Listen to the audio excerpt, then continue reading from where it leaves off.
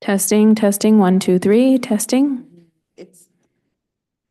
It's here in the council chamber and it's the 7. Would we need 7 or just Yeah, 1? 7 and then 1 for the. Oh, 7, 8.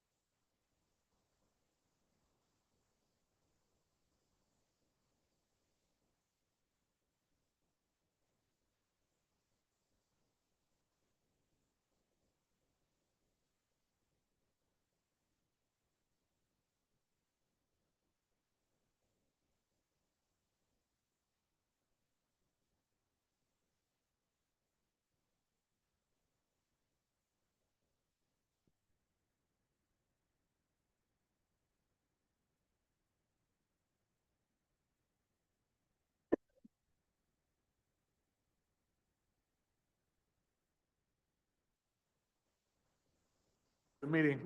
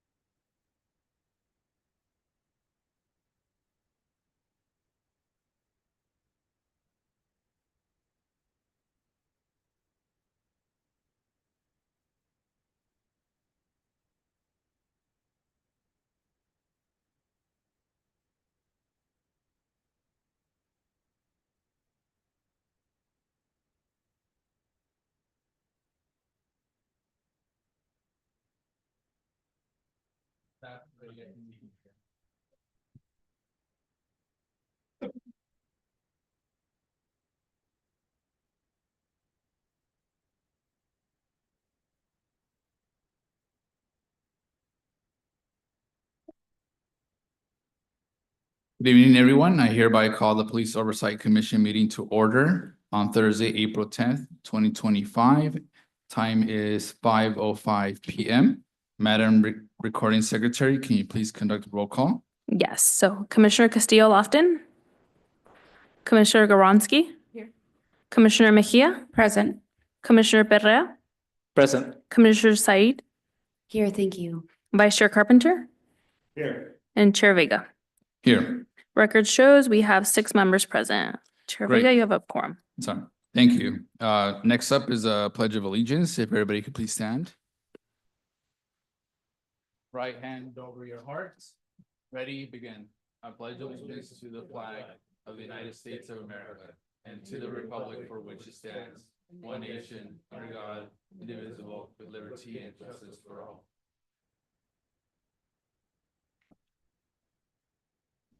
Thank you. And so now we're going to move to public comments. This is the time for the commission to receive comments from the public. We will not accept any additional requests for speaker cards once we begin the public comment session. If you have not already, please submit your request to the recording secretary. Speakers will have 3 minutes to speak. Madam Secretary, do we have any public speakers? Yes, we have one public speaker on Zoom. I don't know. Yes, hi, my name is Manuel Arguin, and I have 3 minutes. My name is Manuel Arguin at Strong-Willed -20, and I have found out that because you haven't chosen a director yet, that my complaint is not going to be eligible for investigation. But I have done the investigation on my own, and I have just found out that I had read about Mejia having concerns about the Santa Ana Police Department still handling the complaints. And when I went to the Oversight Commission website to file a complaint directly to you, my understanding that they were directly going to the police station, so I wasn't getting any of my complaints read at all to you, even though the Santa Ana Police Department under Commander Lopez, he sent me some response from the Oversight Commission, and I had never I never submitted or anything like that, so I don't know how I was receiving those documents unless they were forged. And I asked for a copy of my complaint, and when I did get it a year later, there was documents missing from it.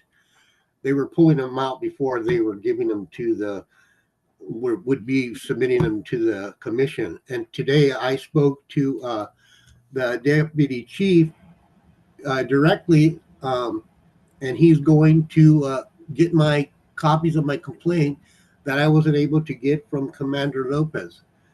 And so this commission should be concerned about the police department still handling those complaints, because they're not investigating them, because they didn't do mine, even though they did send me documents saying that they did. I've gone through Chief Valentine, and then now Chief Rodriguez. And they've just been passing through hands. And I had a commander, Jose Gonzalez, who was opening an investigation and was doing an inquiry. And then once we got to that point, he was gone. They took him away from my investigation. And then I had to go to the district attorney's office. And they told me that they couldn't do nothing for me, that I needed to go back. And so the only reason I'm here is there's nothing really that is going to be investigated by this commission because I believe because there's no director yet. And so the only reason I wanted it to be heard was because the Santa Ana Police Department is not handling this how Okay, they your time is should. up. Because the commission should be the ones that are handling this complaint. And you should- Sir, your time is up. Okay, thank you. And then Chair, there are no additional speakers, but I'd like to note that we did receive one e-comment related to item number 3. Great, thank you. Staff, is there any way that we can look into that, what the commentator stated, please? So the next is the consent calendar. We have items 1 and 2. Item 1 is excuse absences. Item 2, minutes from the regular meetings of March 13, 2025. Is there a motion to approve the consent calendar?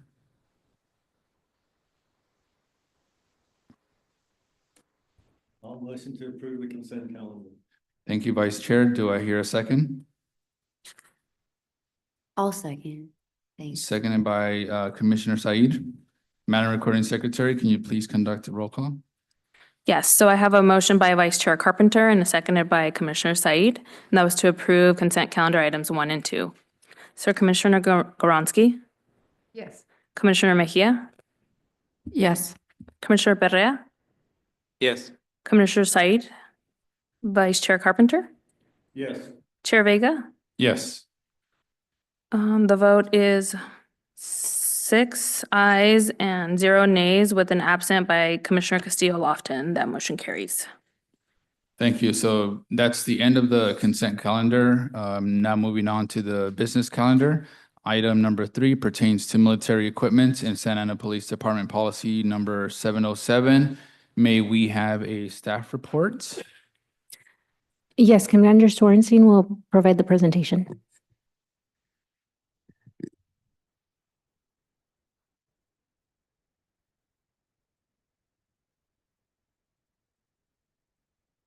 Good evening, Commissioners. Like the Deputy City Manager said, my name is Matt Sorensen. I'm a commander in charge of the Operations Support Division, which includes the K-9 unit, the SWAT team, Homeland Security / UASI, Honor Guard, and a myriad of other things, other duties as assigned. I'm here to present on our military equipment use, specifically policy number 707. Next slide, please. So in 2021, the California State Assembly Bill 481 was signed by the governor, which created government code sections 7070 and 7074. The intent of the legislature was for law enforcement to provide greater transparency regarding the funding, acquisition, and use of military equipment. More specifically, it was designed to provide greater oversight governing concerning the receiving of decommissioned equipment through the Federal Department of General Services Defense Logistics Agency program. Mouthful. Next slide, please. Just an overview of Government Code 7071. Law enforcement agencies shall obtain approval of the governing body, that being the City Council in this instance, by an ordinance adopting a military equipment use policy prior to engaging in any of the following. First one being requesting military equipment made available under the 1033 program, which our department does not participate in. Seeking funds for military equipment, acquiring military equipment either permanently or temporarily, collaborating with other law enforcement agencies in the deployment or use of military equipment, or using new or existing military equipment. Moving on, no later than May 1st of 2022, a law enforcement agency seeking to continue the use of military equipment acquired before January 1 of 22 shall commence a governing body approval process. We did that on May 3rd of 2023. We brought it before the City Council, who approved the department's military equipment policy and enacted the ordinance. Just to give you an overview on our use of military equipment, it doesn't really follow like a general fiscal year because the ordinance was instituted in May 1st. We go May to May. So from May 2022 to May of 2023, there was 19 incidents where military equipment is deployed. Of those 19, 10 involved activations of the SWAT team. This slide gives you a breakdown of the types of military equipment we have that was deployed and how many times each piece of military equipment was deployed. So just for example, the purple slice of the pie, it represents patrol rifles. The next one down represents 40 millimeter less lethal impact munitions and so on.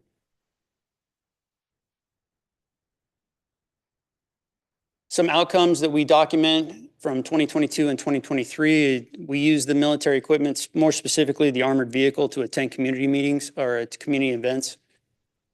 Of the 19 deployments we had, 16 subjects were arrested. Of the 16 arrested, force was used on 3 of them.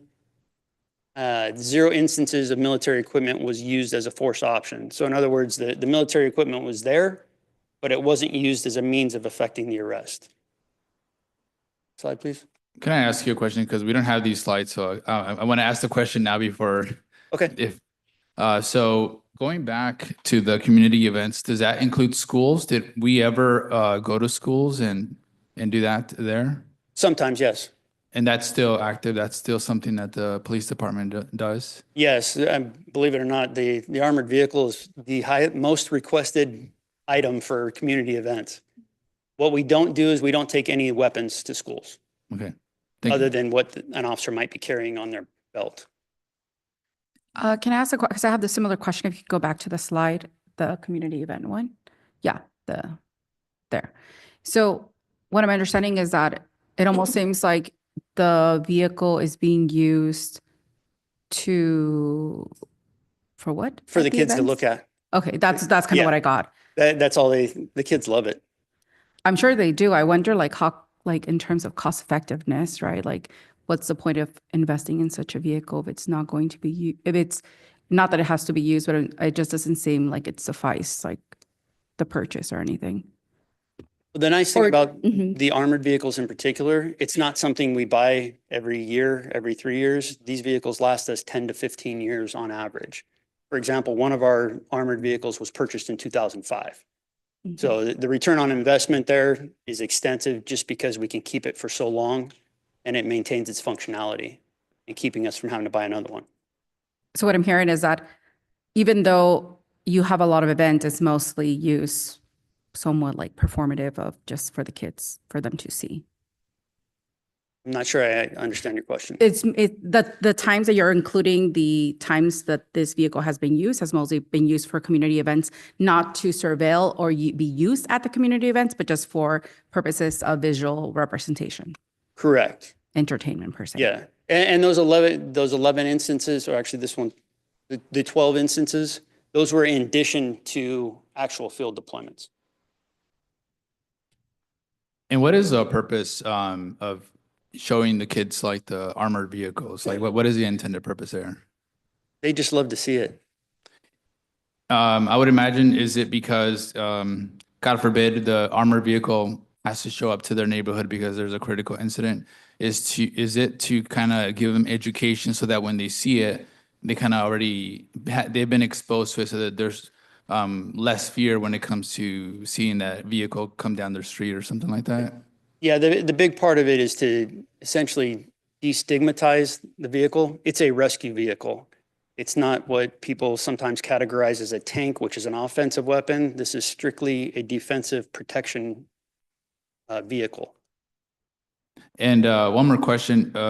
I think if I read correctly, the money that comes from for purchasing these equipment, that doesn't come out of the budget. It comes from like grants or somewhere else, right?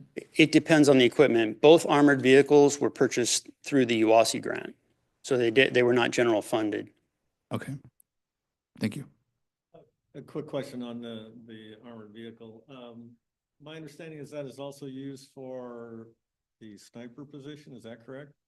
Given its altitude and the open hatch on the top, is that correct? It can be used for an overwatch position where somebody can get a better view, particularly if we're have an incident at a residence with has a wall that we need to see over. It's more of just a protective platform for an officer to observe from. I'm in concert with Commissioner Mejia. I'm not really clear on what the purpose is, because you said it's primarily rescue. What type of rescues is the police department primarily involved in? Well, if there was an active shooter incident where we needed to get into an area where there's active gunfire, we need that protection. Otherwise, we end up out in the open. It helps us from a protected position to go save somebody or to take a position closer to a target location or a critical incident location where our officers can be safe behind the ballistic armor, and thereby less likely for them to actively, if they're out in the open, they're going to be more likely to actively engage with an adversary than if they're inside armor and they can observe what's going on. Because at the end of the day, our goal is for everybody to come out safely, including the alleged suspect. No, I understand. So it is offensive in that respect, because it does allow you to get personnel closer to the situation, correct? I think we're kind of splitting hairs on what's the definition of Well, offensive. For the sake of clarity, because as you said, offensive vehicle, people have in their mind a tank. This doesn't fit that category, but it does fit the category of being bullet resistant, up to a 50 caliber, I assume. So it does have an offensive capability in that respect, even though it is quote unquote a rescue. You can clearly get closer. You can clearly have a shooter on there. So it does have offensive capability. So it is really dual purpose, correct? Yeah, in essence, yes. Okay, thank you. I'd like to ask off the side, did you guys watch SWAT on TV? You watch the SWAT machine all the time? Sorry, go ahead. All right, military equipment used from May of 2023 to May of 2024. During this period, we had 69 incidents where military equipment was deployed. 10 involved the SWAT team activation. Next slide. Again, similar pie graph representing the individual equipment that was deployed. What you'll notice on both pie graphs is that, for example, if you look at the Teradyne armored vehicle, it says it was deployed 61 times. Well, if you add all those numbers up, it's going to add to more than 69. And the reason for that is because on most instances where we deploy military equipment, there's multiple pieces. So that's the reason why there's a disparity in the numbers, just to be completely clear on that. Real quick question for you. What's the difference between the Teradyne and the Bear? The Bear is a very large vehicle. It's 29,000 pounds. It's built on a Freightliner chassis, so it's a lot bigger. The Teradyne is built on an F450 chassis, so it's a much more maneuverable, particularly around our city streets, than the Bear. And what's the primary function of the Bear? They serve the same purpose. They have the same capabilities. Given its size?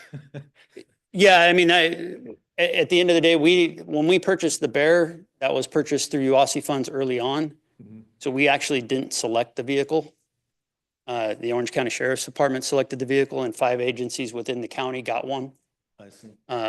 So ultimately, that's what led us to seeking the funding for the Teradyne, was so we'd have something a little bit smaller that we can get in there, get into the city streets. Is the Bear primarily used as the command center? No, It is not. No. Okay. Thank you. I have a question. If it could be helpful if you are able to, unless you're going to do this later, explain the type of incidents. Like, I know you don't have the time to go over a lot. There's a lot, but at least like the major incidents that in which these military equipment are used. I think it would be helpful for us to kind of have a better picture of when they are. It's helpful to see what items, right, what equipment is being used, but it would be helpful to understand when they're being used and what justifies those means. I can provide you a brief kind of overview. Sure, because here it's quite general. The policy Right. is quite general, so it doesn't really give me an understanding. So anytime we deploy the quote unquote military equipment, and the reason why I use that term is because the military doesn't use 40 millimeter impact munitions. They kind of threw a bunch of stuff onto the bill and made it quote unquote military equipment, like mobile command vehicles, which is essentially an RV that we handle command posts out of. But by and large, when we deploy military equipment, it's usually against somebody or for the purposes to protect ourselves against somebody who's armed with either a firearm. Sometimes it could be stabbing items, things like that. Provide us greater equipment or greater protection there. Oftentimes, like I said, each year had 10 were the SWAT team activation. So in order for the SWAT team to be activated, we have 4 criteria that have to be met. There's a crime's been committed or whatever's going on is so egregious that it can't be walked away from. The suspect has to be armed or reasonable belief that they're armed. They have to be in a position of tactical advantage or cover, and they have to refuse to surrender. So the classic example is, if you remember about 18 months to 2 years ago, the incident on 17th Street over at 17th and Tustin, where the sheriff's department went to stop a subject. He got out of the car and pistol pointed him. And we essentially had what we call an open air barricade, where this subject had tied a pistol to his hand and was roaming around the parking lot. And that's when we brought out the full complement, because he was armed, he committed a crime, and was refusing to surrender. Other instances we had have been pursuits where subjects have crashed into a bunch of cars, but they still want to keep going. We'll put the armored vehicle in front of them because it's very heavy. They can't move it out of the way. And the ultimate goal there is to stop that problem from getting bigger. So our first thing we do is contain the problem. So we had a bunch of those last year for some reason. People not barricading inside of a vehicle. And generally the first order of business is to block that vehicle in using the armored vehicle. That way we don't have to worry about officers inside of a regular police car being shot at. That help? Not exactly right, but there were 60-something incidents. That maybe 80% of them fall within this. Fall within. Yeah, I would say probably closer to 75%. The other ones are what we call high-risk search warrants, where we believe that the person that we have a warrant for their location has firearms, or they have a criminal history where they're known to either fight with police, run from police, or they're known to be armed. Those are instances where the SWAT team gets activated to serve that search warrant, because we can do it safer with the equipment and training that we have. And I assume that, sorry, I realized I didn't have this on. I assume that there's a process, right, that takes place for this to be approved, and that this is not happening at every incident. I wonder, what are the measurements in place to ensure that there's always like factual information that supports the evidence as to why they're needed? Because I do know of certain incidents happening recently in the city where the SWAT team was used, all this equipment was used. There was no evidence, nor were there any firearms or anything in that home, but yet this tactic exactly was used. So anytime somebody has a warrant that they want to serve, they have to complete what's called a risk assessment.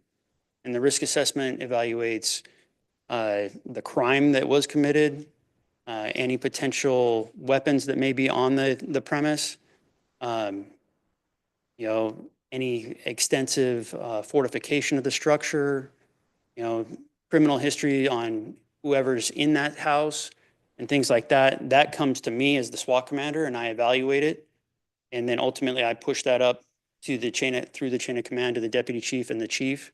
So there's multiple layers of review, and simply because we served a warrant and we didn't find any guns. The indication was that they could be there.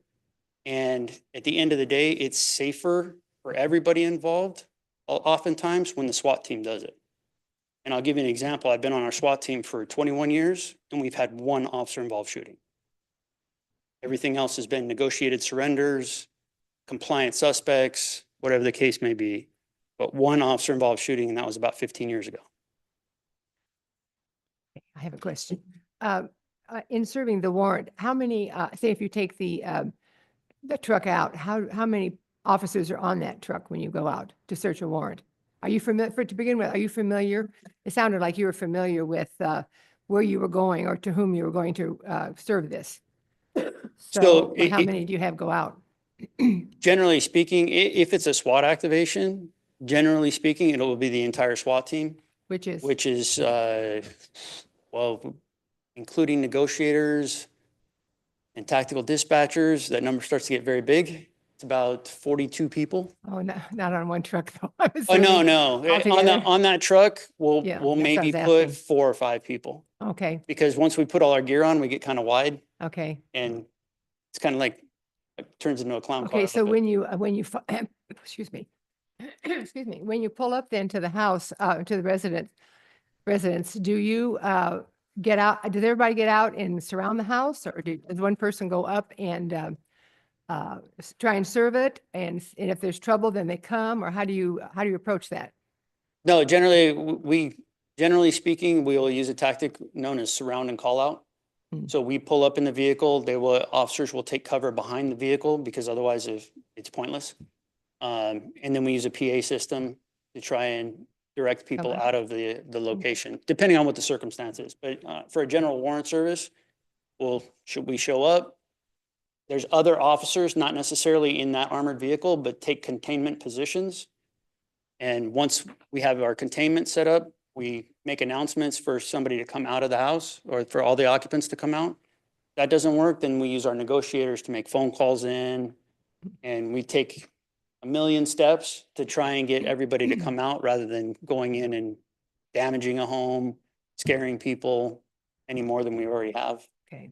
Yeah, and I think that's Here. kind of my point. Sorry, do you have another Go ahead. question? I think that's my point as to better understanding in terms of policies and practices and procedures as to when things justify for such means, right? So for example, the example that you just pictured, the plain to the story, you have a warrant, but the warrant doesn't really determine or doesn't always justify, right? That or guarantee that there's something, let's say weapons in this case, right? You mentioned weapons in that home, and there's that you have enough suspicion. And then you kind of assume that either the judge who signed off or the team that's making the investigation has done a thorough and well job. That's not always the case though. And so I think part of my question goes in 2 ways, and you somewhat answered it about that there's multiple layers, right? Multiple people that they has to go through. So the assumption is that having different folks, like you have some sort of checks and balance of decision-making to ensure that this is, more sensible action to take. And yet we're seeing that that's not what's happening out in the field. And so my question goes again, how can we improve policies to ensure that that's being placed? And then 2, how does the Santa Ana PD also justify these cases? So for example, you said less scary, and I'm just going to keep for the example that you just used because I think it makes sense. If you are in your home and if you're in your home and Santa Ana PD comes with a SWAT team, with this truck, with 40 officers surrounding your home, calling you, it is quite scary. And then for it to not justify, so not only have you now wasted taxpayer money and everyone's time, but you've also now caused a trauma event for these folks in the home.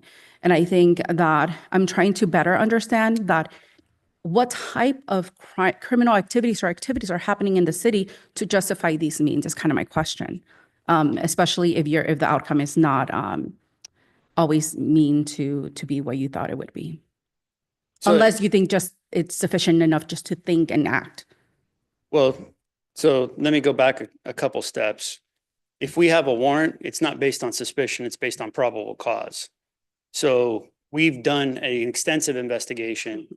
When a detective comes to me with a request to use the SWAT team, I ask a lot of questions. I will tell you that in my experience at this department, we are very conservative in our use of the SWAT team. We're not just driving around willy-nilly, hey, it sounds fun, let's go do this. Because I do recognize exactly what you're talking about, that potentially we are causing a traumatic event. 90% of the warrants that the SWAT team serves are for homicide suspects. So these are people that we suspect and have probable cause may have killed somebody else or shot at somebody else. So the threshold for us to use the SWAT team on a warrant service is very high. Now, we can't control if they moved evidence and it's just not there when we get there. We can't control if the bad guy's not there when we get there. So that's where I can see what you're talking about is the perception of, well, this wasn't really needed. Unfortunately, we don't know that. That's hindsight. And we don't know that going in there. Everything we have is the belief that that person's in there, that there are dangerous things in there that could hurt somebody.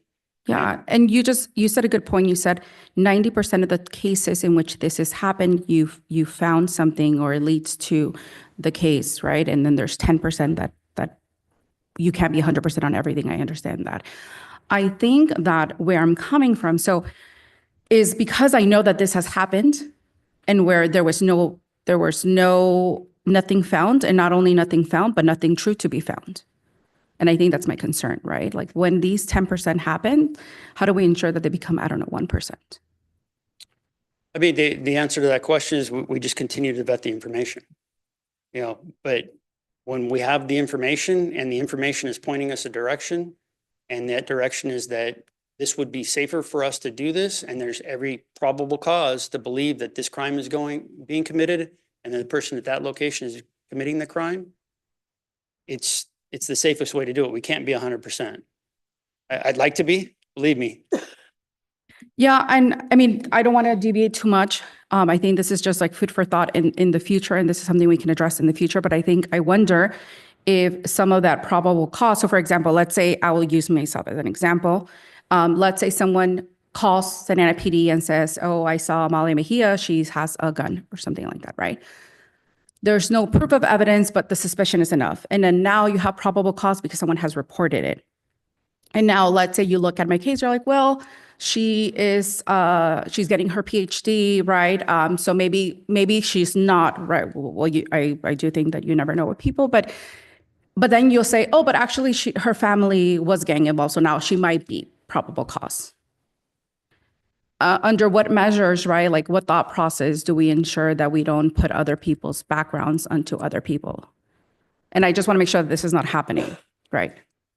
Yeah, and I can tell you from everything that I've reviewed that's been brought to me, and I've been the SWAT commander for the past 10 years, it's all based on solid information that leads into probable cause that crime is being committed there. Okay, thank you. May I ask, how many times were you called out last year for the SWAT? We had, I'm kind of talking off the top of my head, but our team averages 7 call-outs a year. A year? A year. Okay. So you can go months or a few months in a row without any calls at all? When I first came on the team, I went 18 months without a SWAT call-out. Okay, good. That was back in 2003. Okay. I know that there was a public comment expressing concerns about military equipment and protests. I know that Santa Ana has had a few protests this year. How many times has military equipment been brought out to address those protests? It's never brought out with the intent to address the protest. So I've been in charge of a lot of the protests. Our philosophy at the police department is that armored vehicles are not appropriate to be out there. However, we will take them and park away from where the protest is going, just in case we need to rescue somebody. And the reason why we would use that over a police car or one of our Suburbans is because of the ballistic glass. And If you've ever been at a protest, there's times when things can come flying at you and they'll go right through glass on a vehicle, and that just creates another hazard to both the officers inside the vehicle or the person we may have brought into the vehicle as because they were in distress and we needed to get them medical attention. So they're never forward facing at a protest.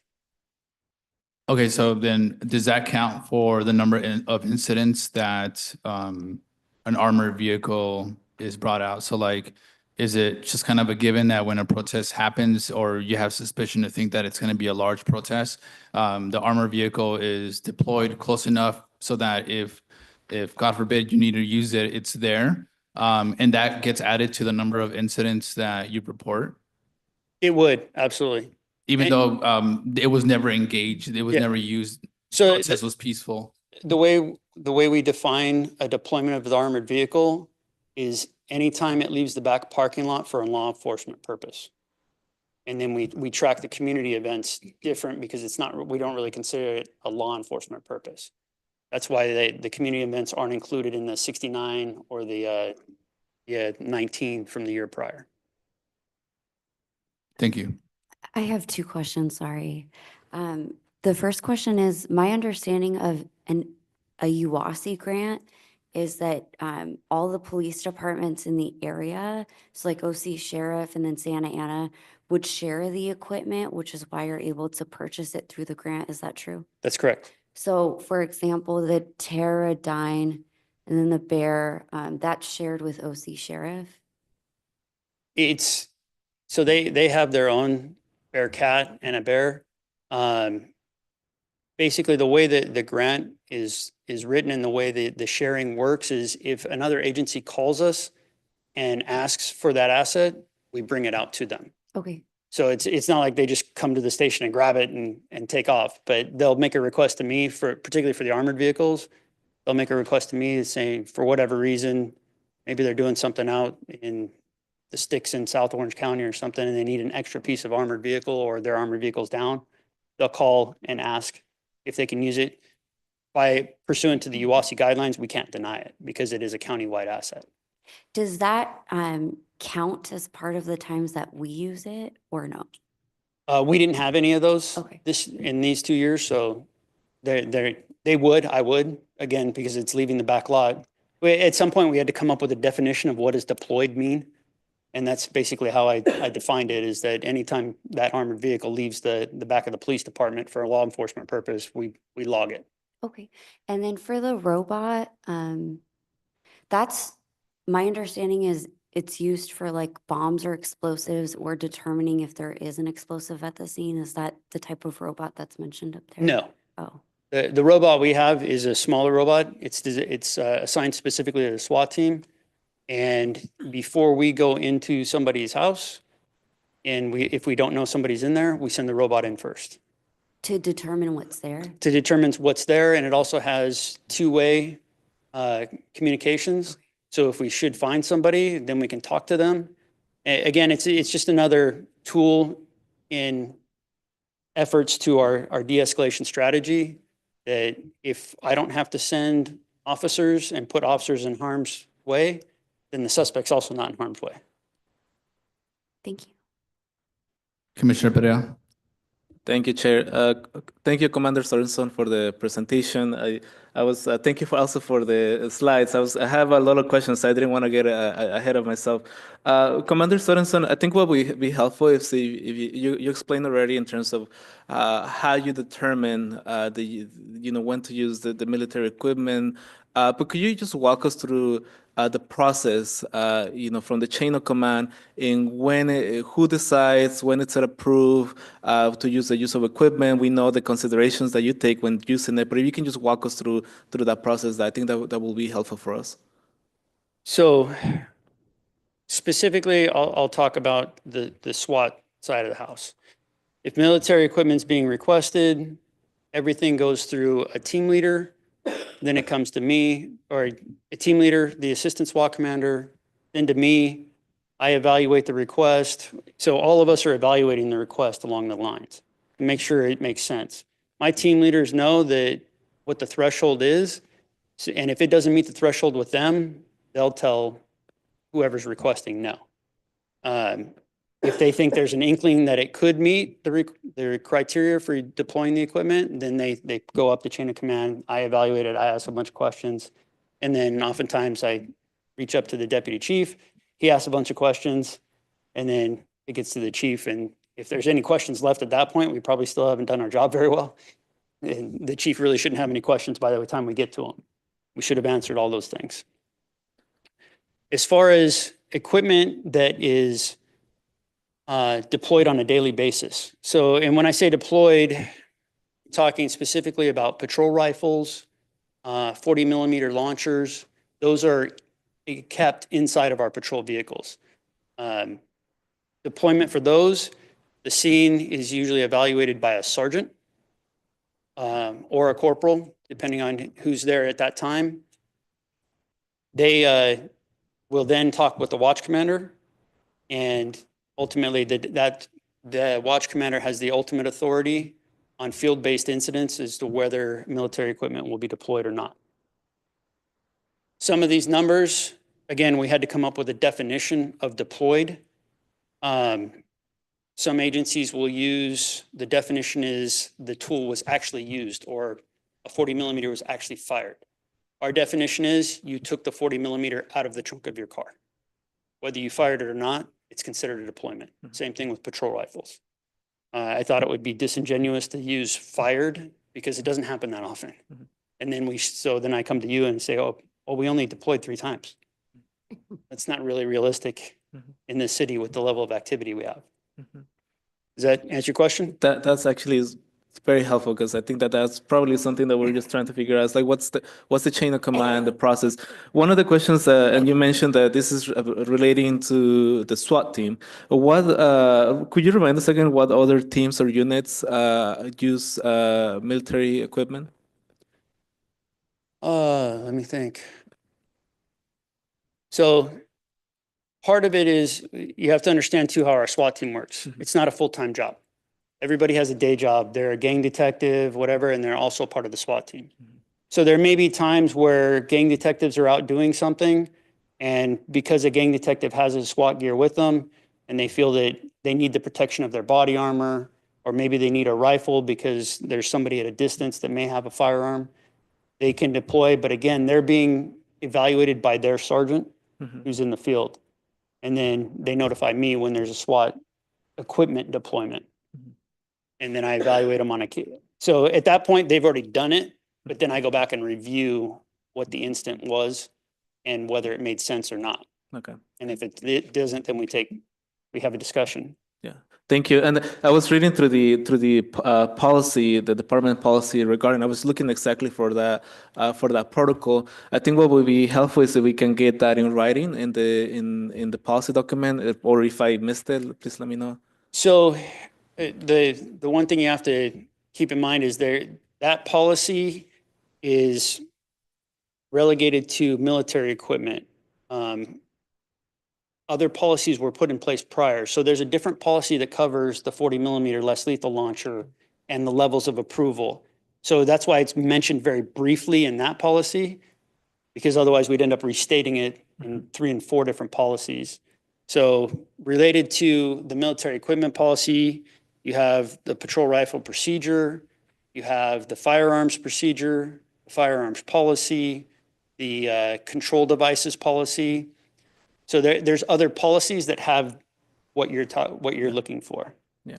Could we get those copies of those policies for the commission? I think that will be just helpful for us just to have, and so we don't go back and constantly ask you for the same question, because I think half a year down the road, we're probably going to have the same questions. So at least we can refer back to those. Yeah, and if you look in I want to say the 2nd or 3rd paragraph of that policy, it mentions all the other policies that are related as well. Thank you. And my understanding is that AB 481 just sets the floor for municipalities to establish their own policies, but doesn't prohibit municipalities from going beyond that. But I do know that one of the requirements based on the reading of the state law it's the police department has to bring it and do an annual report, bring it to the city council, detailing exactly what you just mentioned. But also, I think it requires the city council to reapprove the policy every year. Has that been the case? At this point, no, it has not been the case. Okay. The plan is to go back to the council this June. Okay. And that will be something that the council has to do annually, right? Yes. Okay.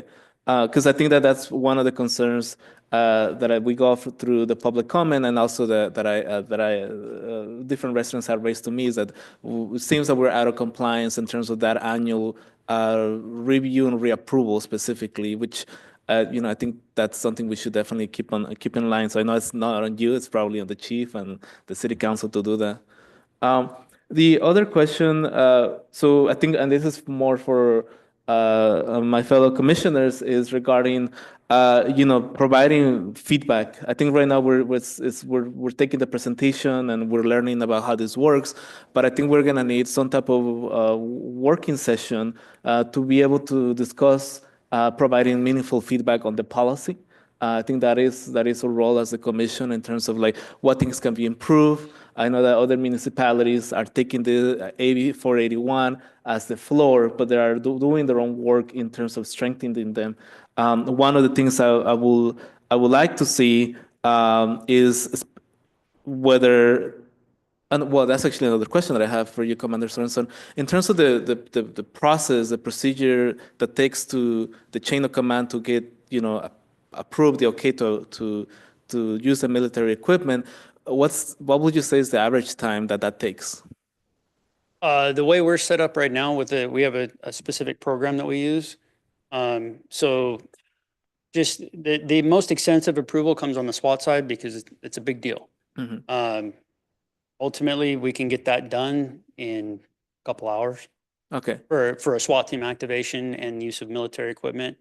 The field-based incidents, they're happening in minutes because it's just a radio call or a phone call away. And you mentioned that essentially the chief of police at some point gets to look at it and can raise concerns or not regarding like would this should move forward. Correct. Correct. And I believe that one of the concerns that we had, and I also had in terms of previous years, is there's some instances where I believe the council should have essentially the final say in the use of military equipment. I think that we mentioned protests, public, those type of public events where it's police force is front and center, and that can become tensions moment pretty quickly. And so, I think that at the commission, I think this is something that we should definitely look into. Is like, what are the instances in which it needs to go to the council, or even this commission, in which we get an input, whether or not we should consider certain incidents or events where it has to go through above the chief as well to approve the use of equipment. So I'm not sure if that's something we can get from staff in terms of like what other cities are doing in relation to to what I mentioned. But I think that again, I'm just flagging it for the commission that I think that is something we need to look into. In terms of the access to data, I know that AB 481 requires the departments to have the data accessible in terms of the the number of times it was used, even the protocol that I just asked you about. Is that in the website somewhere? Yes. And I think and this is something that I've been flagging since I was in the Santa Ana Measure X Commission. I think Commissioner Carpenter might remember this is when we were asking regarding the cost to the city of the settlements of police. We only got the data until we ask. But one of the things that I asked for at the time is, can the city, similarly how the city has a specific tab for Know Your Rights, can the city have a tab for specifically now that we have more robust oversight on the police department, where we can access, the public can click and say, well, oversight, the important data on police oversight, right? And the public can click on it and say, oh, I can access the policy manual on the military use of equipment. I can get the data on the settlements per year that the city is paying. And even more directly under that tab, have I can click on it and it takes me directly to the complaint portal for submitting complaints to the commission. I think that some of the things that I've heard from residents is that it's just sometimes everything is under like different tabs and it's not organized in a way that is accessible to the public. My mom is not gonna click through the different tabs, but if she says like, my mom says like, no, you're right tab. I clicked on it and I have everything quick there. So that's amazing. I would think that was something that I would like to see for the police oversight, just because I think that we're getting into more robust conversations, and the main thing that we keep hearing from the public is it's just not accessible for us to find. Yeah, so that's one of the concerns that I have. In relation to holding community forums, has there been a public forum, a community forum regarding the military use equipment? Not by at this point. SCPD? Okay, is that something that the department's planning to do? Yeah. Okay. Thank you. Those are all my questions for now. Thank you. Sorry, we kept you from finishing I think you have 2 more slides, Commander. Yeah, just a few more slides. Go for it. So outcomes for 2023 and 2024, we attended 11 community events. Of the 69 instances where military equipment was deployed, 56 subjects were arrested. 2 incidents of military equipment were used as a force option, that being the 40 millimeter impact munition. 11 incidents resulted in the suspect evading capture. So in those instances, we probably didn't get the containment up quick enough and they got outside the containment. One thing of note is that we've had 0 officer-involved shootings up to this point where military equipment was deployed. Next slide, please. And just to kind of wrap everything up, the City Council adopted the military equipment ordinance in May of 2022, approving the PD's policy. The Police Department has completed 2 annual reports, with a 3rd coming in June 2025, both of which are on our website. During the reporting periods, military equipment has only been utilized as a force option twice, and our reporting mechanisms continue to improve to ensure greater transparency. With that, if you have any more questions. Thank you so much for that presentation, Commander. So now, does the commission have any input? And I guess my question to staff is, in order for any inputs to be considered, do we have to have like a majority agreement on that input? Do we have to take a vote on that input? You can provide the input and we can take that back and then bring it back to you at a later meeting, letting you know if we are moving forward with some of that input and the reasons. If we're not, why not? Okay.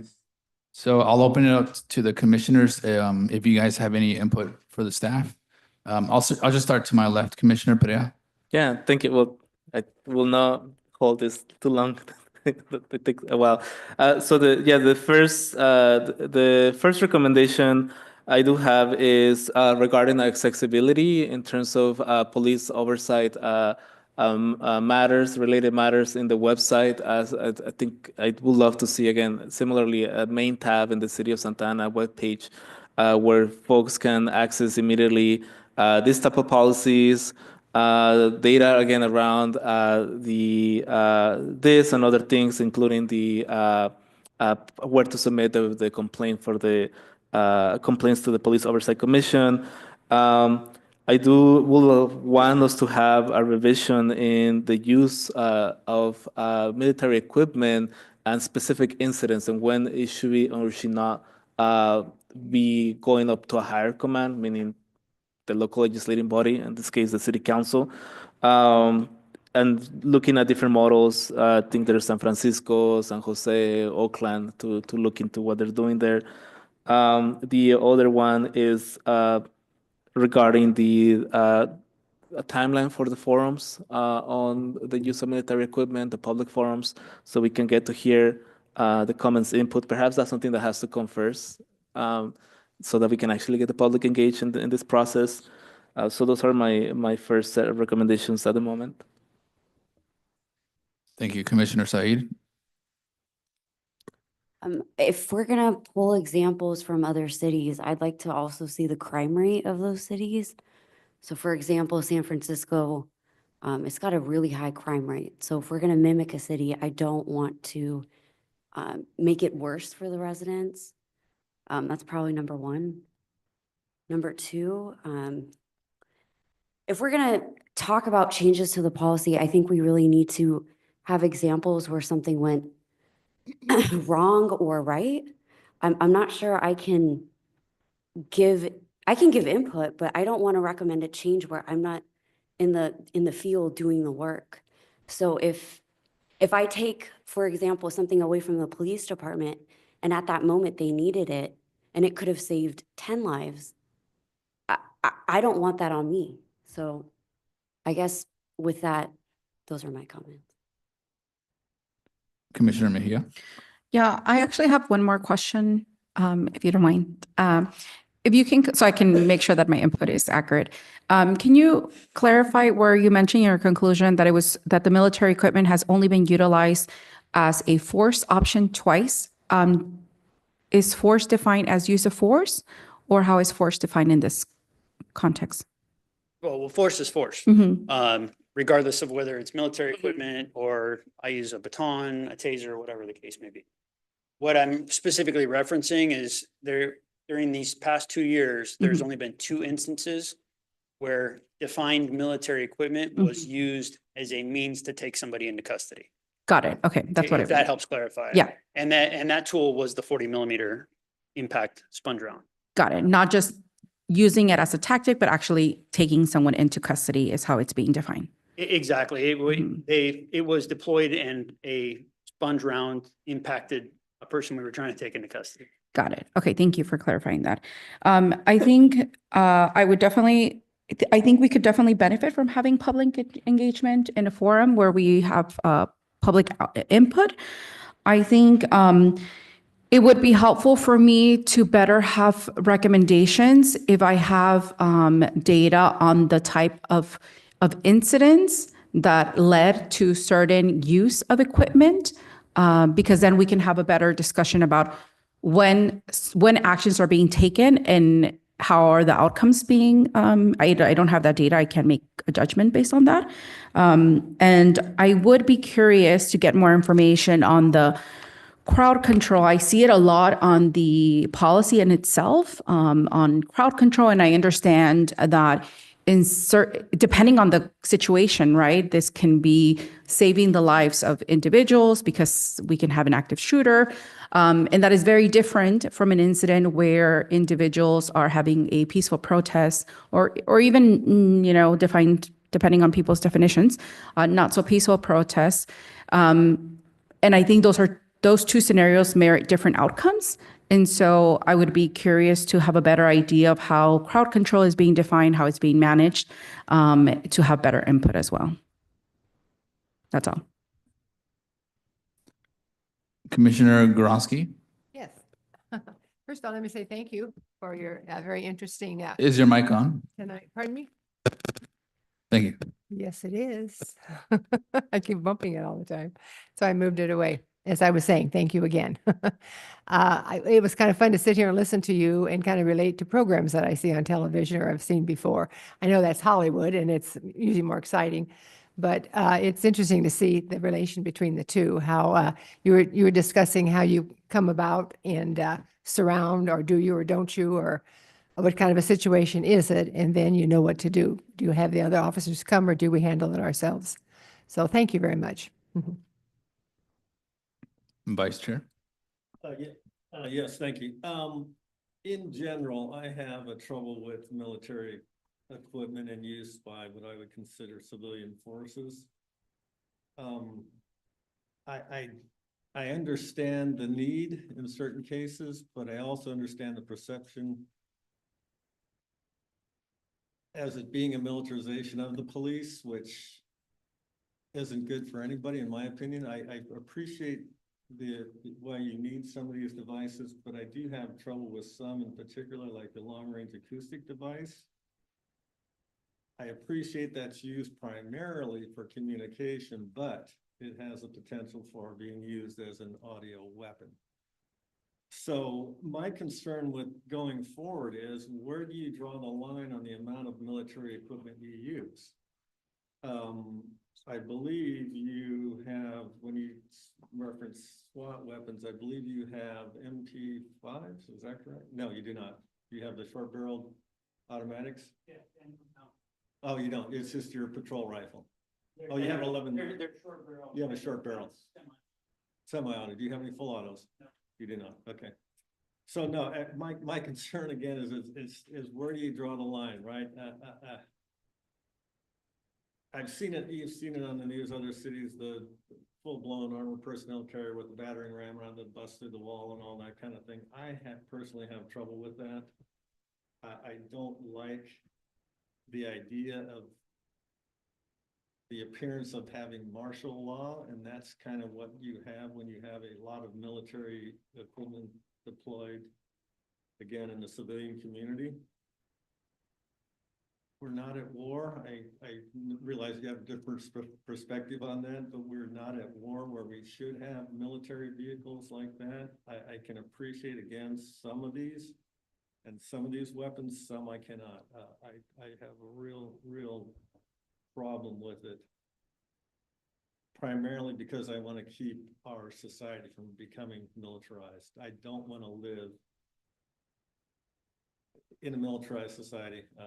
I just don't know how else to put it. I don't like the idea of the appearance of martial law, and that's what you have when you have military on the streets. Granted, you're not the military, but if you keep, you know, where do you stop? I mean, this document's pretty large, and we've got a lot of military equipment here. So that's my concern, is who draws the line and where. In my personal opinion, I don't think the council should be involved with your decisions. Those are law enforcement decisions that need to be made quickly. So that's one thing I would not like to see. But again, my primary concern is where do we draw the line on the type of equipment and how much? Thank you, sir. Thank you, Vice Chair. So I feel like there's a middle ground when it comes to this, because I do agree with Commissioner Said and Vice Chair in that, you know, when we have these type of discussions, we're concerned about safety, but also, like Vice Chair Carpenter mentioned, we don't want to give a perception that we're out there militarizing folks. And one of the things that I wanted to ask was, because I was surprised to hear that the armored truck was deployed whenever there was a large protest. So I actually have a question in regards to that. If there's a peaceful protest and it's large, and you want to bring out the armored vehicle just in case, right? Do you guys bring it out for the protesters to see? Is it within sight? Because my worry is that they're being completely peaceful, and they might interpret Santa Ana PD as being intimidating towards them. Absolutely not. I keep the thing hidden as best I can. Great, that's good to hear. And quite honestly, you know, we've gone through ebbs and flows, and our approach to crowd control, protest, whatever term you want to use, has changed dramatically from the initial response in May of, 2020. Now we've adopted a totally different mindset, because I recognize, and we recognize as a whole, that if it's a protest about police officers, it's probably not a good idea to put police officers in the group, because it's just going to kind of incite things. So we will observe from afar, make sure that nobody's running into a risk of getting hit by cars. We'll stop traffic, because at the end of the day, the worst thing for a peaceful protest, or even a not peaceful protest, is a 5,000-pound deadly weapon driving down the street and wiping people out. So that's the mindset and the approach we've taken. When I said that the armored vehicle has been used, we haven't had a single time where the armored vehicle has left the command post. It's just there, as a last-ditch effort. We have not had an instance where we've even removed it from where the command post is, and a lot of times the command post is over at Eddie Westfield or down at Mater Dei in the parking lot. Can I insert a comment? I think that was kind of my concern earlier, as what I was trying to allude to, is that it seems, and correct me if I'm wrong, that this is a practice, right? A new adoption in terms of how the police department is understanding crowd control and applying and practicing it. But it doesn't seem to be a policy change. And I think when we don't have something written, but rather just a practice, depending on who's running the show at that time or in the lead, that can fluctuate as there's no real set policy set into what is defining that. And I think that if there's nothing defined of how to or what is being considered crowd control, that may be an opportunity to workshop and think through. It seems like you are already doing it, but how do we ensure that that crowd control is being defined as a safety for the community to be able to protest in public and not situations that, I'm not saying that this has, I've seen it here, but in other locations. So I agree with you, and some agencies do have a quote-unquote crowd control policy. One of the challenges with creating a policy is a lot of times you end up pigeonholing. You take the gray area and you make it very, very narrow. But to your point about what our strategy is during crowd control, it is delineated when we do an incident action plan. And the first priorities in any incident action plan regarding crowd control is protect life, allow for people to peacefully protest. Those are the two core objectives of any crowd control incident action plan, which gets briefed to everybody that goes out. And that's a document that we constantly reuse over and over again. It's not a policy, but it is being addressed, just so you know. Yeah, I mean, I'm glad that it is being addressed, although we saw what happened at UCI, right? And I know that was not a Sonata PD. I'm not making judgment on the PD for that action. I understand that was UCI. But how do we prevent that? That wasn't too far. That wasn't long ago. That was last year. Thank you again, Commander. I really appreciate that answer, and that the department is always evolving and always adjusting and always putting the safety of residents first. Actually, I don't have any input to give right now, but thank you very much for that presentation. Sure. I do have one more comment. One thing that does jump out at me is the cost of this equipment. And the price tags are astronomical. I appreciate that some of it is bought with grants, but like this LRAD, $42,000, another one's 10 grand. My thinking is I would like to see that money spent on more officers. I know that's not your. Well, and just for clarity, that Yes. money's already been spent. That was spent in 2005 and we're not going to replace it. No, I understand that. I appreciate that. But my point being is that it is a cumulative cost we're looking at here. And it would be nice if that money had been put towards officers at that time. To me, more officers equates to less, better response, all those things. More safety for you guys. So that's one of my other concerns is the cost of this, and some of the cost of these annual maintenance costs are pretty high on these things. And I'm surprised to see the lifespan of these big vehicles being 10, 15 years, which seems rather short for a vehicle that, you know, I keep my cars longer than that. I'm sure there's trucks out there that are going more than 15 years. So I'm just looking at that and I'm seeing, granted, the money's been spent, but it's going to be spent again in the future. And in my mind, it makes more sense to have that money spent on the police, training, that type of thing, more officers, rather than equipment that just by your own admission sits in the yard for the most of the time. A last resort. More officers on the street to me make a hell of a lot more sense than a piece of equipment sitting in the yard at $350,000 or $450,000. But thank you. Chair, I have one last question, comment.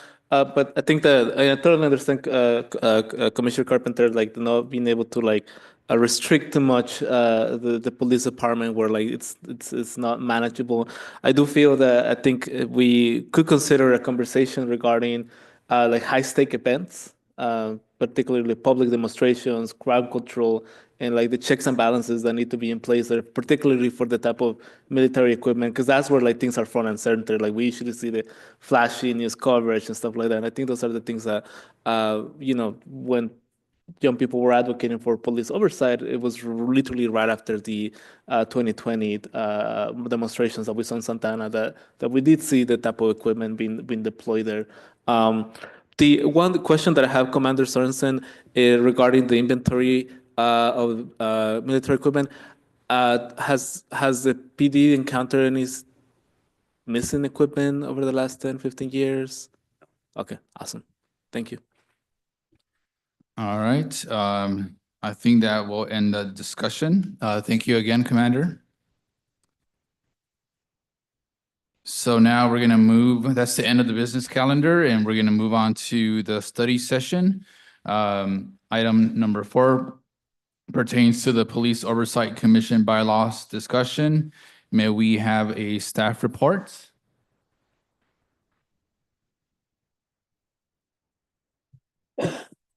Thank you, Commissioners. As you may recall from the last meeting, we had presented this item as a method to kind of create an open forum so that the commissioners could inspect what another city had done with regard to bylaws, inspect what one of our more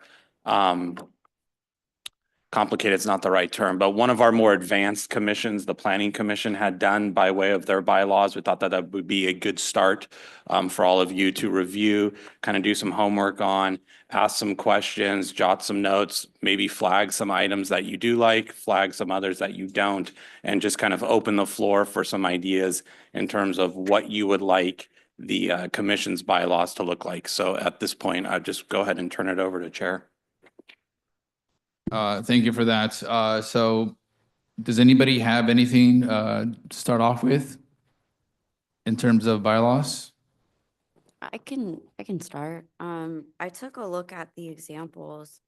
I think we could maybe talk about doing a blend between what's already there for Planning Commission. There's obvious differences. So for example, terms, appointment, things like that. And I'm not sure what their compensation was or if that was in there. And then I did like the city of Riverside. There's obvious differences in there too. But I think it kind of sets forth a lot of the questions we've all been asking, which is when we want something on the agenda, how is that done? When we want to bring a subject forward, how is that done? And then I think it does a nice job defining, obviously it has to comply with our own ordinance, but our scope and everything that we can investigate, because again, we're not just limited to public submitting complaints. We also want to review complaints within the own police department, like if someone in the police department feels harassed or what have you. So I think it does a nice job of that. There was something I tabbed. Oh, I think for Riverside, maybe they're not appointed by council members, and that was a big difference, so I just wanted to point that out. Compensation, they don't get anything, so another big difference. And then I did like how it said an annual report will be given to city council. That's something we should definitely consider, and we've kind of talked about, but just of our findings. And it seems like Riverside has a lot more power than we do. Maybe that's why I got excited reading theirs. And then I thought the one for the city of Santa Ana Planning Commission it had a good definitions that we could definitely utilize. Thank you. Thank you, Commissioner. Anyone else? Commissioner Gronsky? Yeah, I have a question. Was any of this sent to us on the email? Yes, the agenda with the link was provided to the commission on Monday. Well, I'm sorry, one more time. The agenda link was sent to the commission on Monday. Okay. So this was all on there because I didn't go through the whole thing. Yeah, it was the It's link to all the on there. website where you can access the agenda packet, and anything included on here. Okay. And Right. just for clarity, these were also the same items that were sent last month too, correct? That's correct. Okay.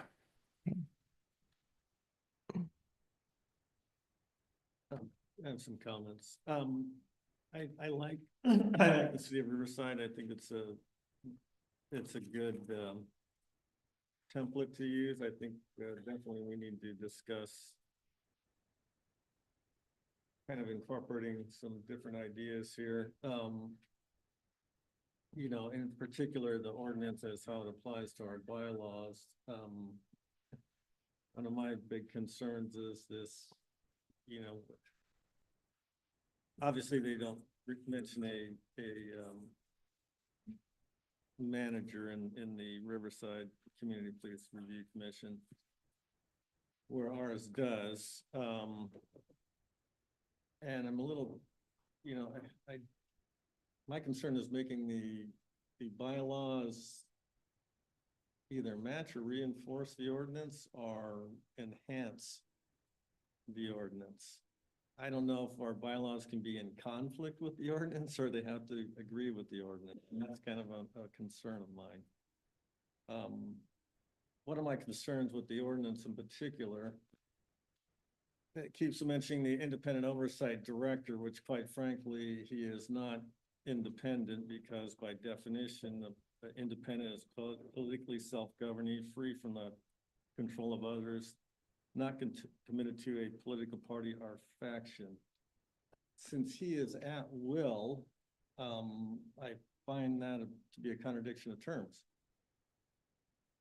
And he's also answering to the city manager, who again is at will of the council. So I'm a little troubled about, you know, we can have all these bylaws we want, but if we're limited by the ordinances in a lot of ways, in particular, like I say, this manager really is not, by definition, independent. So I think bylaws are a good thing, but I think there needs to be some modification to the ordinances, and I don't know if the bylaws would override the ordinance, or the ordinance would take precedence, or the bylaws would take precedence. So to address that, and this is kind of my view, and it is a legal view, is that bylaws are really designed to discuss the process and the procedure by which the commission would operate. The ordinance addresses the powers and the scope. And I think that those two things operate on different tracks. And so when we are talking about bylaws, we really are looking at the nuts and bolts of how this commission would operate every second Thursday of the month, as it happens here or in closed session. Again, the ordinance is looking at the bigger picture, the powers and the scope and the duty of the commission. So that's, I hope that makes sense, kind of the way I would distinguish those. It does, and that's kind of what I was concerned about. Again, we can come up with all kinds of wonderful bylaws, but if we're really limited by the ordinance, then Can I provide sorry to interrupt, can I provide a specific example or, let's say that we wanted to have a bylaw that says, that we as a commission can review complaints, even though we don't have a oversight director, and even though we may not be able to do anything about it, but at the very least, I feel like there is some benefit to reviewing complaints just so that we can, because, and I think a commissioner brought this up last time, that if we are not actively reviewing, if we're not engaging in our role, we're gonna end up forgetting a lot of the training that we went through. So if we were to say, if there's no police oversight director, can we still as a body review complaints just for practice or just for the sake of reviewing them, even though we may not have the ability to give a recommendation? Absolutely. I believe, and I apologize if this direction or kind of this process may have been contradicted at some point in time, but the complaints remain available and for all commissioners to view under the process that we had currently established in the absence of the director, which is they are available in my office. I have them in my office, and I believe each of you at one particular time or another has actually visited my office and reviewed those complaints in unredacted form. So that process does still remain available to each and every one of you. Well, excuse me for interrupting. I agree with you on that.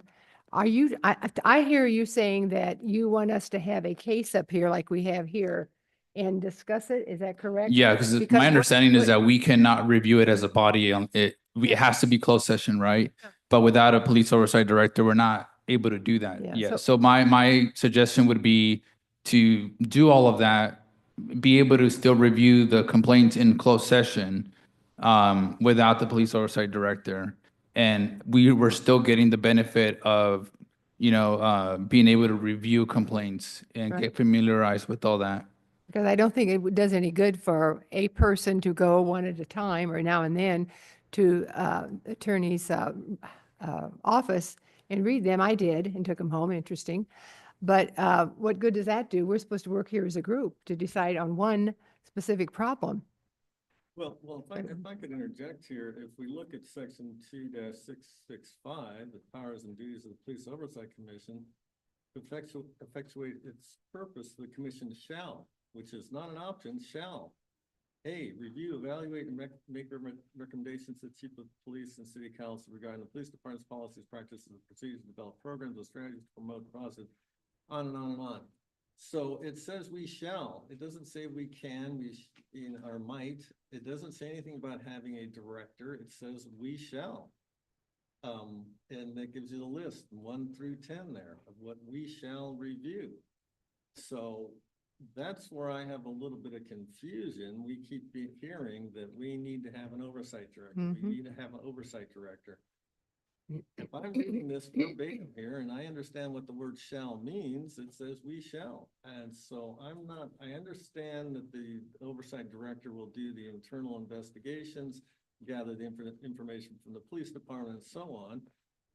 But if I'm reading this correctly, and I believe I am, it says we shall. And it does not say that we can't do anything else. It says we shall look at all these things.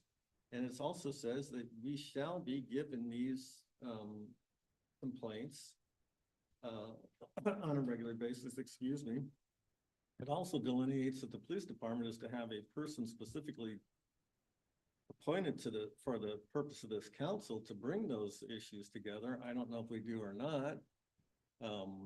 We've never heard anything about that. So again, I've got concerns. I think our bylaws are paramount, as I've made clear in other discussions here. But again, as the way I read this, and I'm required to read it and understand it, the way I read it and understand it says we shall do these things. And it isn't clear to me why we haven't been doing that. I know we keep hearing about the oversight director, but as other commissions have expressed just now, there are things we could be doing. So that's my comment on that. And as far as the bylaws, I know, which is really our topic of discussion, I think we've got some good working items here, but I don't think we can just blanket say, yeah, we can clone this or we can clone the planning commission bylaws. I think we need to do a lot of adjustment. We got a lot of opinions here for people that want to put things in. So how that process takes place, I'm not sure. And hopefully you can enlighten me on that. Thank you. Do we have an update on the police oversight director hiring? While we're at it. It is not on the next city council agenda, which is on Tuesday. So we're still waiting to agendize that. But there will be an announcement regarding police oversight at that meeting. Thank you for that update. Commissioner Padilla. First, thank you for giving us time to actually read this and take some time from the last commission meeting. I really appreciate extra time. So I do like the combination between the planning commission bylaws and then the one from the police review commission. So there could be a little bit of a blend of that, but I'll note a couple things and a blend, meaning into how we conduct the meetings, the quorum, et cetera, et cetera. What I do like about the Riverside Commission is the clarity around agendizing, putting something on the agenda.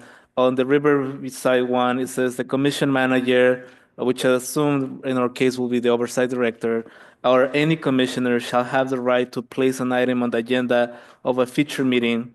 The independent consultant, I guess the director, might offer suggestions for an agenda item as well. But so I do like the clarity there in terms of the commissioners being able to directly agendize an item.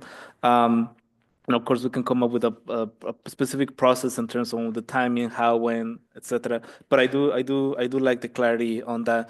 The other one, and it goes back to what Commissioner Carpenter mentioned, is like if we do enhance, if we try to enhance the bylaw, it has to go to the council, specifically if it goes beyond what the charter says. One of the things for the commission to consider, and this is something I'm still thinking whether or not it's a good idea, but I do want to think aloud, is we have seen this body being politicized over the last couple of months, and that is something that threatens the independence of this commission and the also credibility of this commission.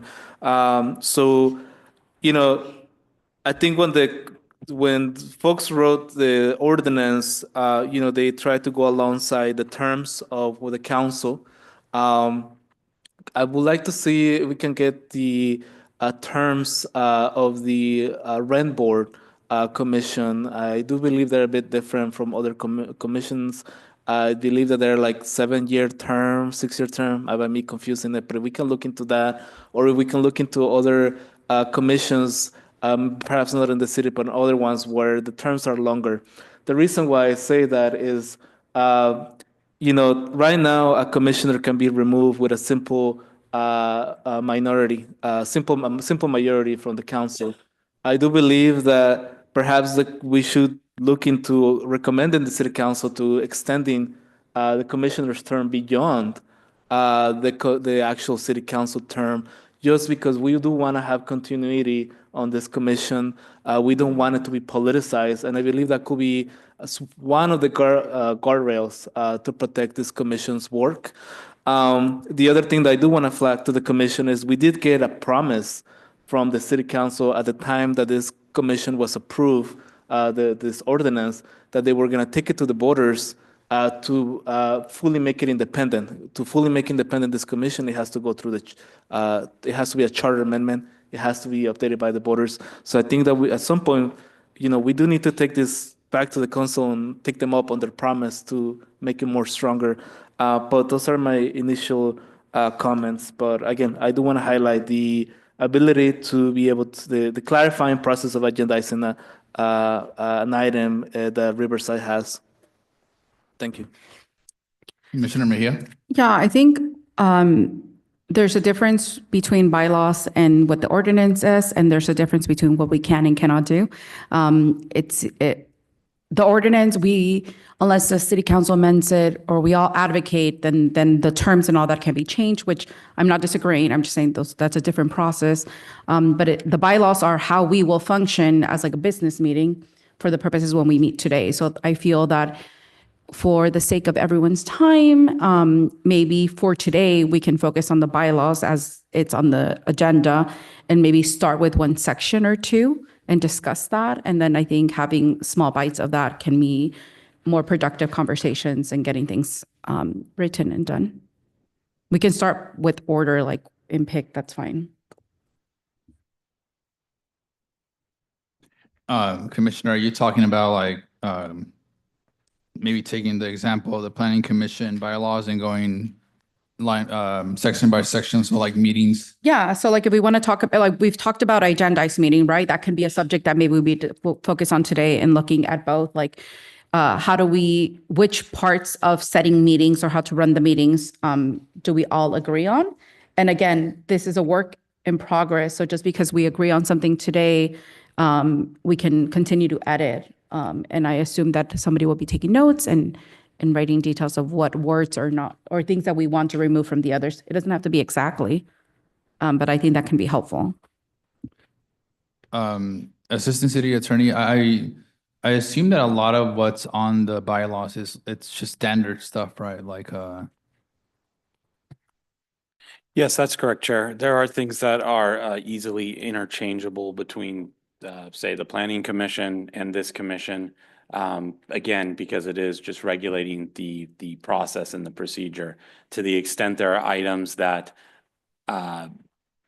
these sample bylaws may not touch on, that the commission would be interested in adding. Obviously, we've heard the agenda. We understand the agenda is something that is very very intriguing and very of great concern to the commission. So we're hearing that. Those are things that we're taking into consideration. So to the extent there are things that maybe don't exist in any of these bylaws, or again, things that you would like to see removed, that may be a better point of discussion rather than just kind of going through some of the form terms that would be included nevertheless. Thank you. Yeah, I think I like that suggestion, because I feel like we're gonna be here till 10 p.m. if we went through the entire thing, especially if there's parts of it where it's kind of like a given, we've already established the time that we're gonna meet.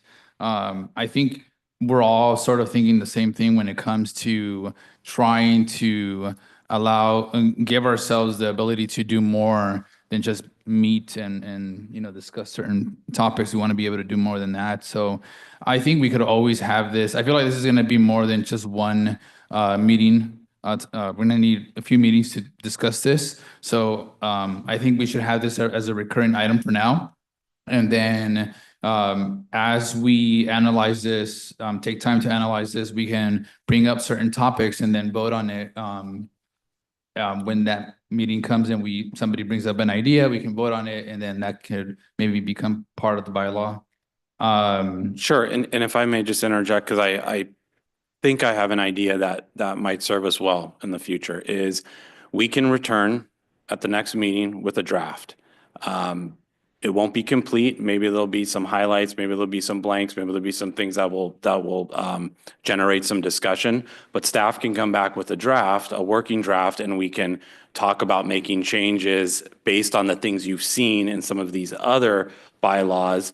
And some of these other, maybe these ideas will generate as the weeks go on, and we can talk about including those at the next meeting. Or like you said, Chair, this could be a developing thing over the course of a few meetings. So if that's something that the commission would be interested in terms of directing staff to bring something like that back, we can take a vote. The commission can take a vote on that. I have a comment and a question. Would you take into, so I already know things that I don't want from either of them. Would that be, and I'm trying to make sure that I'm respectful of everyone's time. So would that be better served sending you both the staff an email and letting you know these are my suggestions? Obviously, it doesn't have to take into it, but just suggestions. Would that make sense for all of us to email you the suggestions? Does that make sense?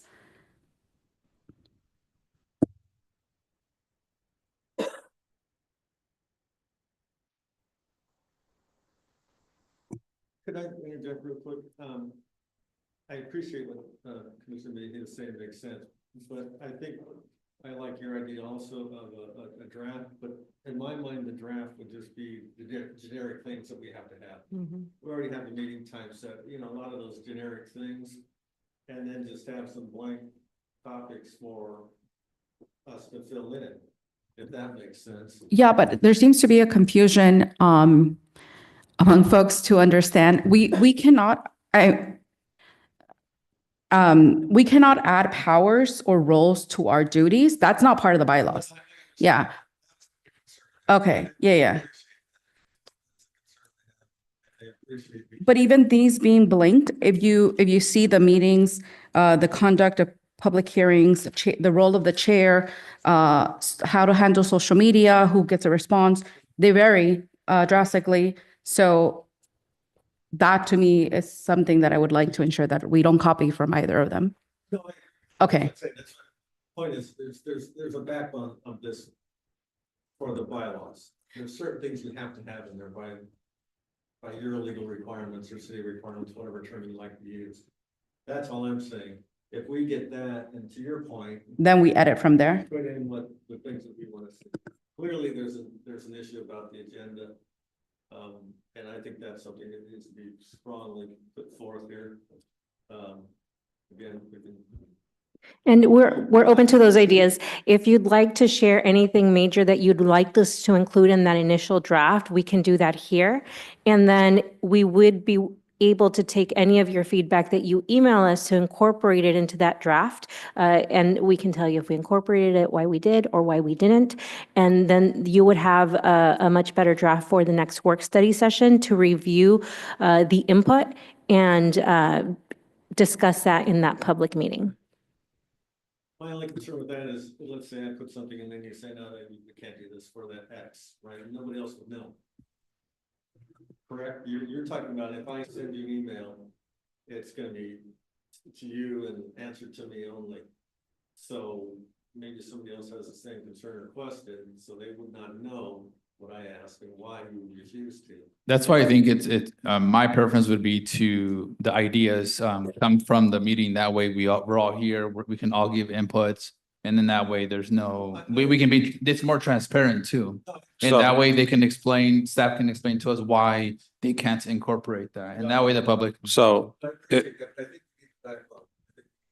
if I can interject, so there's definitely a difference of opinion on how to move forward, and that's fine. We watch city council, we know how it goes. So at this point in time, because there is a difference of opinion, the best course moving forward would be for somebody to present a motion on the direction that you would like to give staff one way or another.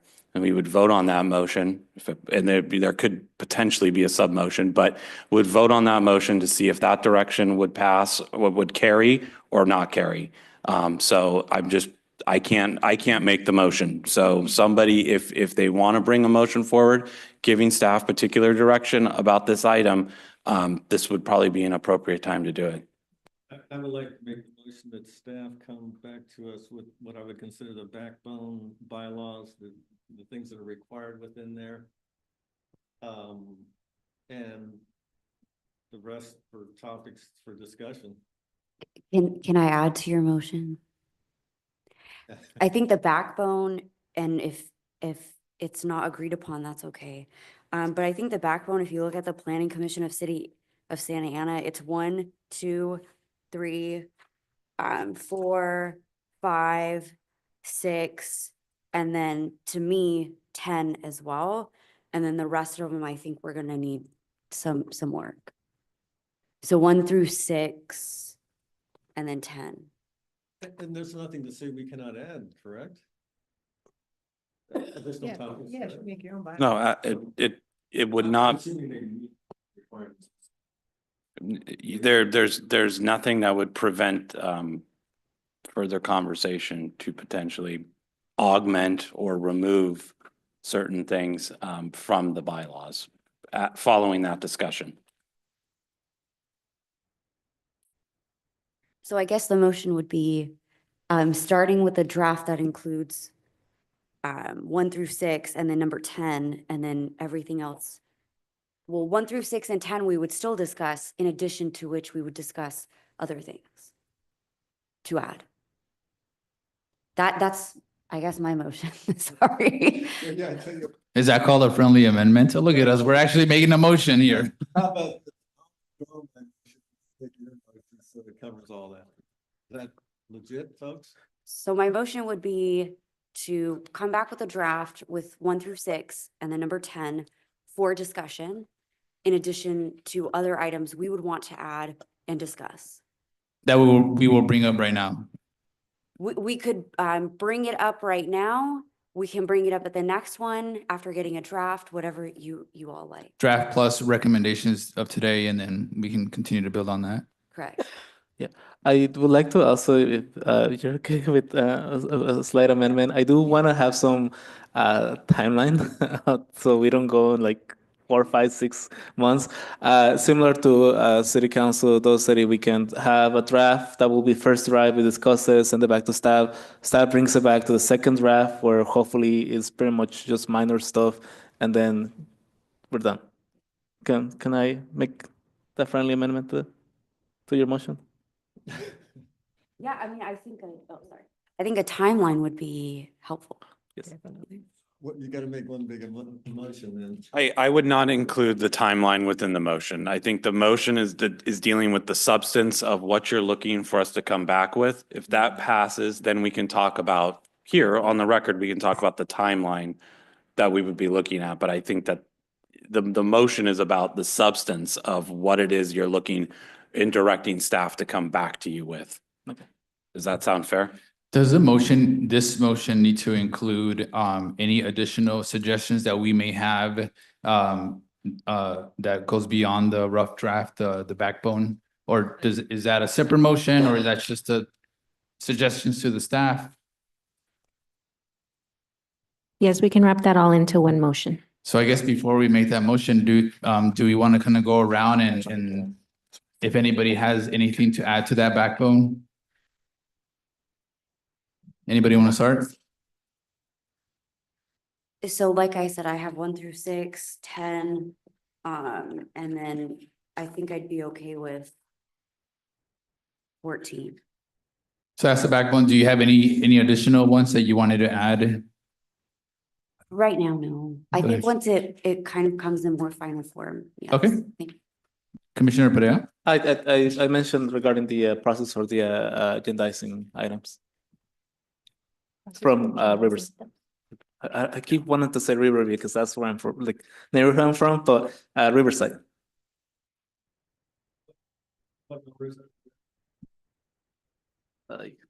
Sorry, I'm already kind of like lost everything. It is if you look at the Riverside one, it's section. It's section C6. Specifically the last paragraph of section 6. Section 6.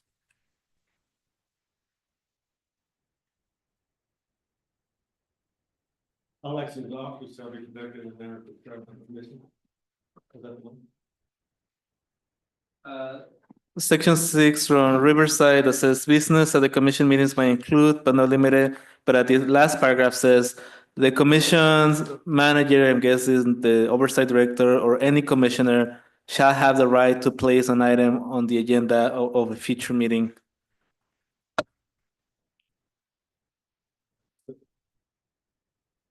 That's under an article. What article is that? Second. It's not section 2.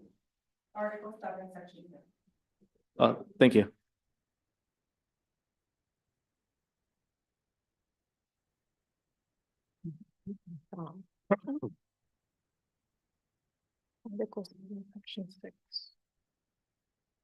It kind of seems like everyone is, like, for the most part, we're agreeing that the planning commission bylaws seem to make the most sense for us as a backbone, and replacing having like it designed for the commission. So editing and making those changes would make it easier. And then we can actually discuss each item seems to be the most transparent form to do this. And I know it's tedious, bylaws are tedious. I've done them before. And these seem way much simple than the ones I worked on before. So thank you, Planning Commission. But I think they're very necessary. And it's necessary to be thoughtful.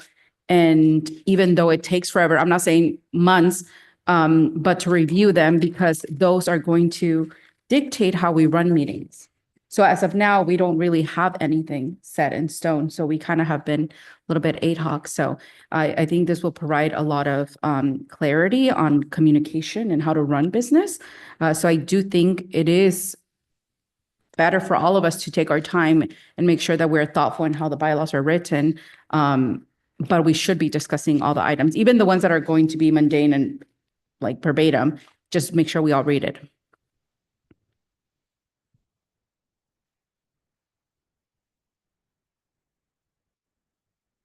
Commissioner Goronsky, Vice Chair, do you guys have any additional items to add? No, just listening, just waiting to see what comes, because I've been through a lot of bylaws. And I've done a lot of reconstructing of bylaws, and I really don't like them. Don't like doing that, so let's see what we come up with. I think I would like to see a section, because it's not part of the Planning Commission, it's different for us, a section of how we're going to proceed with conducting the investigations. I think that would be helpful for us to have an open discussion about that. I would like to add, in case this language is necessary in order to do this, but I would like to be able to make recommendations to the city council and the police departments without the police oversight director. And also be able to review complaints as a body in closed session without a police oversight director. For something like Section 6 of the Riverside Community Police Review Commission, I would like to have, since this is very relevant information, the city council has a recurring monthly, I don't know if they still do this, but they have like a homeless report. So I don't know if this is possible, but I would like to see staff provide us how many complaints were submitted for the previous month or the month before that, just so that the public can see, how many complaints are being submitted. I don't know if that is something that's possible. We don't need to go into details of those complaints, but at the very least, acknowledge that those complaints have been received, because it's been several times that people have made a comment that they submitted a complaint, but nothing's been done about it. But at the very least, I want to acknowledge that and let the public know that we are receiving the complaints and we are tracking them.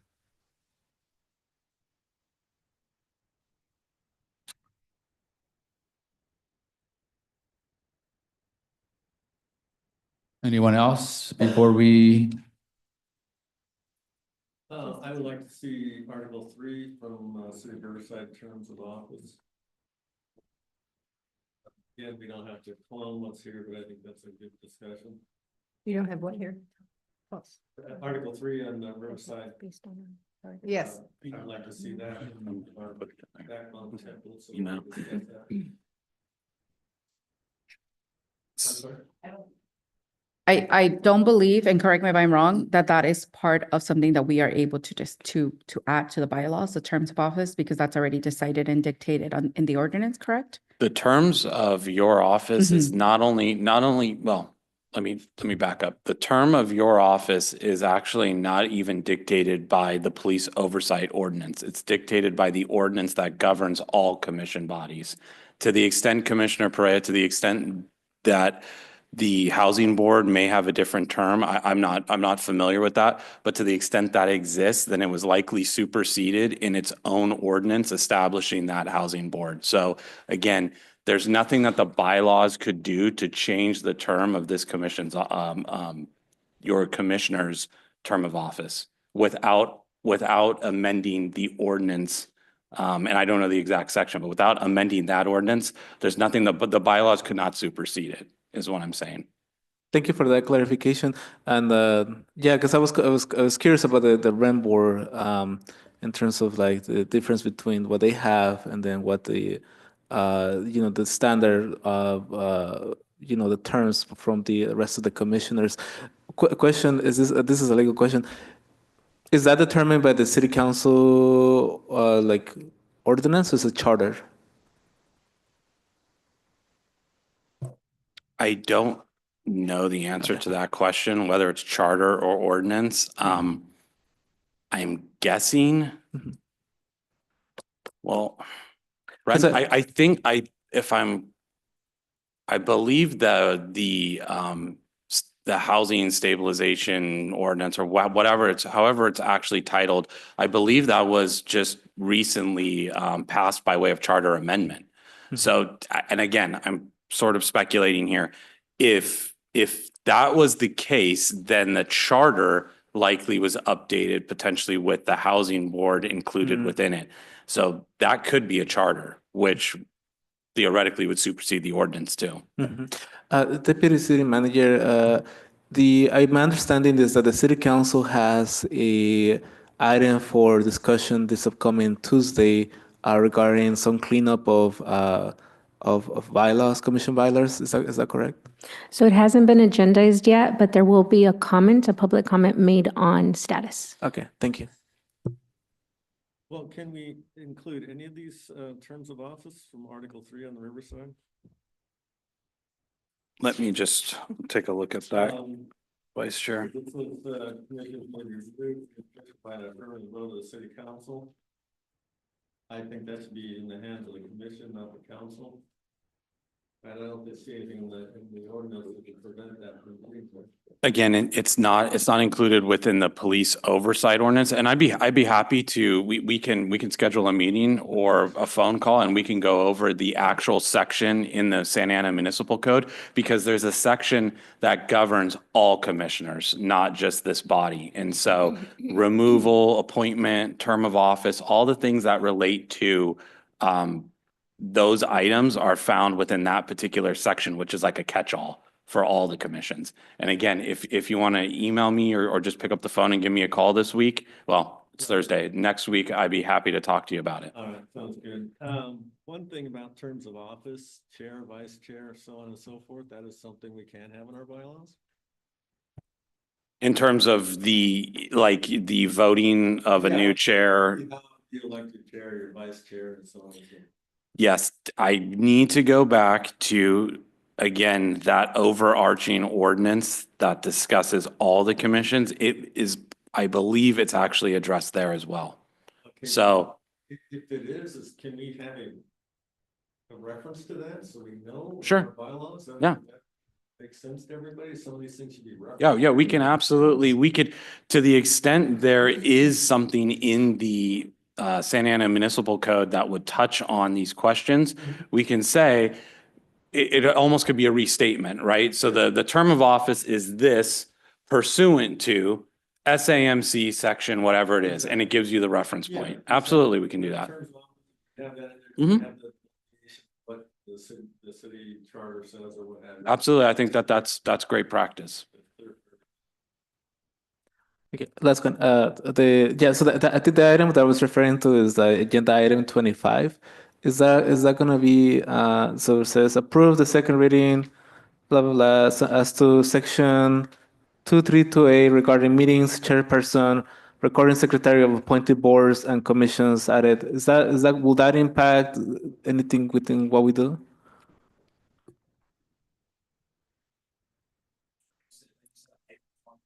Yeah, sorry, I was referring to the city council meeting agenda that the council is going to discuss.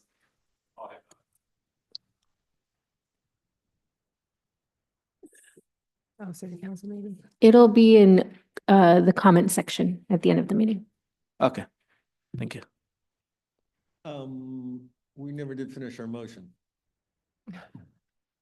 Well, the motion would include everything we just discussed. Abigail, did you get all that? Get all that on your notepad there? But it's Commissioner Said's motion. I don't want to steal her thunder, so. Oh, you would, it's okay. I'm not sure I'm gonna get it correctly, so if I'm wrong, please correct me. I think 1 through 6 from the Santa Ana Planning Commission bylaws, and then number 10, and then number 14, and then a discussion of terms per the Santa Ana Municipal Code, so that we can include that, as well as how to agendize items.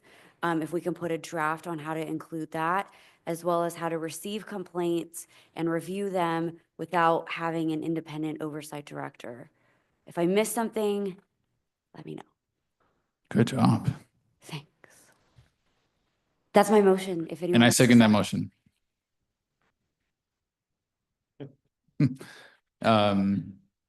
Is there any sub-motion?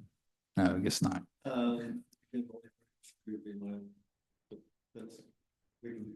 Everybody's covered, right? All right, so let's take a vote. Okay. Commissioner Goransky, Yes. Commissioner Mejia, And we'll be able to add it, right? We're not voting for the complete copy and paste sections. Okay, yes. Commissioner Perea, Yes. Commissioner Said, Yes, thank you. Vice Chair Carpenter, Yes. Chair Vega. Yes. That motion carried with Commissioner Castillo Lofton absent. All right, good job, Commission. So let's move on to comments. Do we have any comments from staff?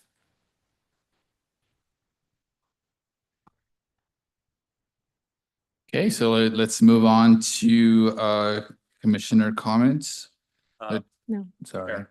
Just as a reminder, the commission is welcome to do ride-alongs with our police department. I know a few have taken us up on that offer, but that offer's still on the table. Thank you. So closing comments, I'll start with Commissioner Goronski. Just a small question here. Does, when you mentioned the police ride-along, which I've done years ago, does SWAT ever take somebody out or take you out just for the fun of it, to try it out? Not to a scene, but take you for a ride? The first one that the department had, they let me ride it and drive it around the parking lot here. And it was kind of fun, you know, but I could say I could say that I did that, but I was wondering if they do that with a SWAT. Not that I want to drive it around the parking lot again. They have not, but I will inquire. Okay, out of curiosity. Go ahead. I'm done. Commissioner Perea, No comments, Ryan. Thank you. Commissioner Said, I don't have any either. Thank you, everybody. Commissioner Mejia, No comments. Vice Chair. Yes, I have a couple administrative comments. In our email notices for the meeting, I would greatly appreciate having just the PDFs in that email rather than a link to the city site where it's just like everybody else. We are on the commission. I think we should at least have those agendas and such as a PDF within the email. The second one is on the pay. And it's not the money that matters here, it's the fact that it's not happening. And to me, that's a little bit indicative of a lack of seriousness that's taken for this committee. I don't think I should have to call and ask where the money is. This will be 3 months now, and that's just unacceptable. Again, it's not about the money. The money is really more of a financial burden for me than it is a benefit. But it just to me is kind of indicative of a lack of concern or consideration for this commission. So I'd appreciate if in the future if that would get handled. Thank you. And I might add, this is the second time we've asked. I have not heard.